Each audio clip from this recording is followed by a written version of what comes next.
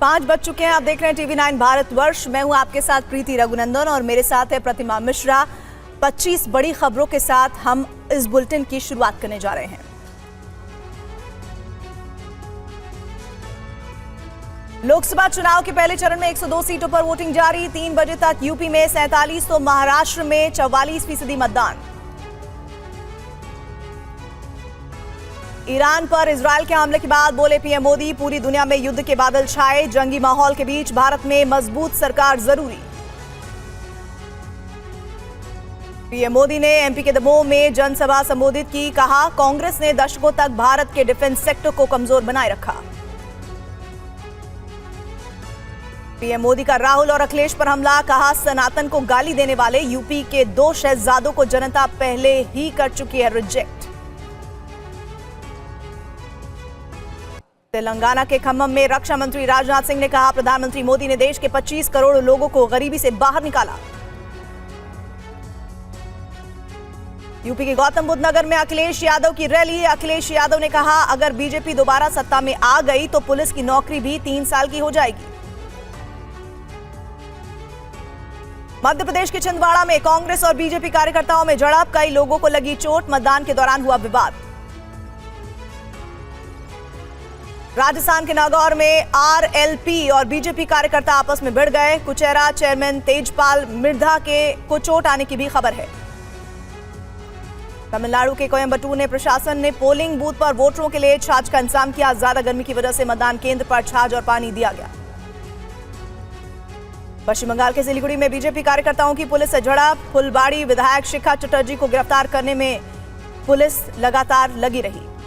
पश्चिम बंगाल के मुर्शिदाबाद में रैली में ममता बनर्जी का बड़ा बयान। टीएमसी नहीं है इंडिया गठबंधन का हिस्सा। लोकसभा चुनाव के तीसरे चरण के लिए नामांकन का आज आखिरी दिन। 94 सीटों पर होगा मतदान। गुजरात के गांधीनगर से गृह मंत्री अमित शाह ने दाखिल किया नामांकन। बड़ा प्रचार। राजस्थान के पाली और उदयपुर में करेंगे रैलियां। कांग्रेस नेता सचिन पायलट का दावा, पूरे देश में बदलाव का माहौल। बहुमत के आंकड़े को पार करेगा इंडिया। राजस्थान में हमें इंडिया गठबंधन 272 सीटों के बहुमत के आंकड़े को पार करेगा। समाजवादी पार्टी के नेता एसटी हसन ने TV9 से बातचीत में कहा, अखिलेश यादव को लोगों ने गुमराह किया। अफजाल अंसारी के मामले में इलाहाबाद हाईकोर्ट में आज भी नहीं हो सकी सुनवाई। अफजाल की उम्मीदवारी पर बड़ा खतरा।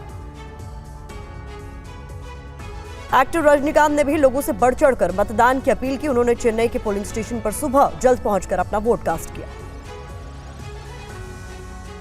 एक्टर कमल हसन ने भी आज मतदान किया। चेन्नई के कोयम्बटूर के पोलिंग स्टेशन पर वोट डालने के लिए पहुंचे।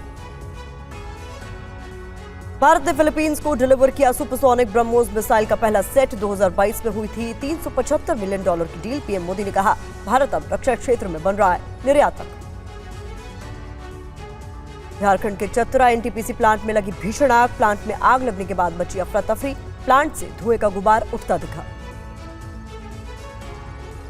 ईरान इजरायल युद्ध को लेकर एयर इंडिया का बड़ा फैसला। 30 अप्रैल तक तेल अवीव के लिए एयर इंडिया की फ्लाइट रद्द।